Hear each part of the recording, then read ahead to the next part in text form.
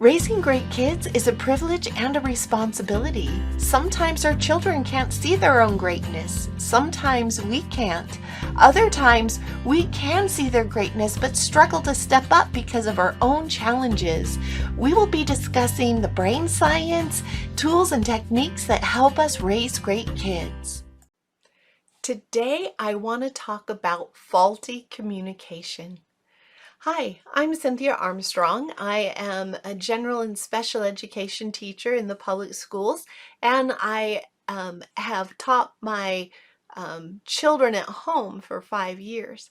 The things that I talk about are those things that I have kind of studied and researched and applied and practiced to find what benefits me, my family, and my students the most, and that I want to share with you. Now, I want to talk today about communication. Communication is a big deal.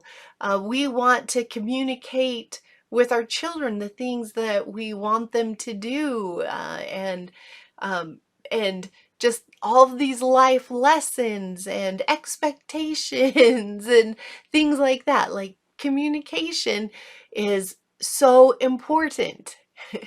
And though that is true, communication is also very flawed. And when we understand that it is inherently flawed, then it kind of relieves us and it relieves our children or whoever we are communicating with. Because when we say something and it has an energy, a tone, it has body language. If we're with the person, they'll see our body language. It has all these components to it that we mean a certain way. But then when our children take it in, they are putting all their perceptions around it. So if we're cold, we could be, have our arms folded because we're cold. But our children might see that and go, oh my goodness, mom's mad. She's got her arms folded. Or, everything can be interpreted whichever way the person who's taking in the communication takes it. And we have no control over that. You can read all the books out there. And if you want to make $1 million, write a book on communication. As a society, I think we're very big on, well, if I just communicate it in the correct way, then people will lap it up. I will be understood. Sometimes we have a lot of our own maps around communicating so that we can feel understood. It's a personal selfish thing. I'm communicating not to help my child. I'm communicating so I can be understood. And that may not be true. I'm just saying that's one thing that can come across in communication. And even if we are doing it out of love, that doesn't mean our children will automatically get that or feel that. And is that an unconditional love or a conditional love that we were expressing that thought with? And so there's no way to communicate perfectly so that we're always understood and they get our intentions. Our children, our spouse, co-workers, friends, other family members, there's no way, because we're doing it from our perception and our understanding, and they're receiving it from theirs. So what if it's okay that you attempt to communicate with your child and they get all angry and, start, interpreting it in a way we did not mean? There's lots of things. They're now communicating with us, and we're going to interpret that. We can interpret that with, oh no, I said the wrong thing.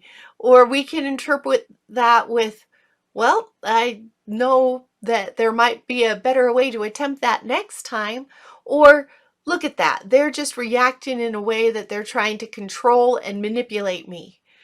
So we interpret the things our children do and their communication they have with us in our own way. And how our children are meaning it, we may not have picked up on. And even if we pick up on this part, that doesn't mean we understand it to the depth that they were in themselves, or that we've got all of the pieces, even if we caught on to this one piece.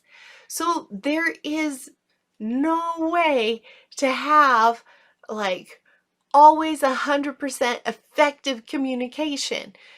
It's an achievement that we feel like, I don't know, I feel like that we've been taught that we need to achieve, but it's an elusive goal that doesn't really exist because we do not have control over how people receive what we say.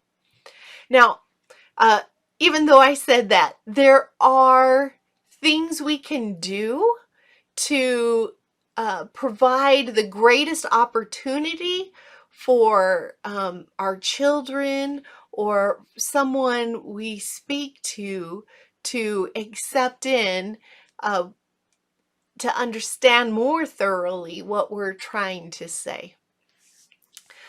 But I don't want to talk about that today. Today, I just wanted to kind of bring to your awareness so that as you're communicating with your children or anyone else, just kind of notice, excuse me, kind of notice how they're responding to us.